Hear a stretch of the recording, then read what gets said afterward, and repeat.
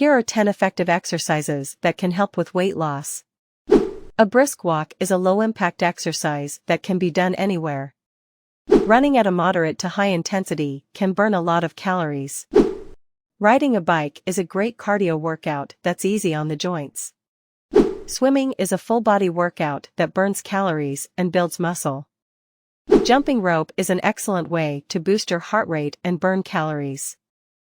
Exercises like squats, lunges, and push-ups help build muscle and increase metabolism. High-intensity interval training HIIT workouts involve short bursts of intense exercise followed by rest periods, which can be very effective for weight loss. Yoga improves flexibility and can help with stress management, which can indirectly aid weight loss. Pilates focuses on core strength and can help tone your body. Dancing is a fun way to get active and burn calories. You can choose from various styles like Zumba, hip-hop, or salsa. Remember that the key to successful weight loss is consistency and a balanced diet.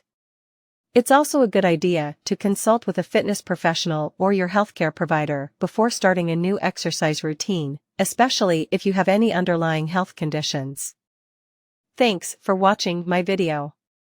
Like the video and subscribe my YouTube channel Unveil Top 10.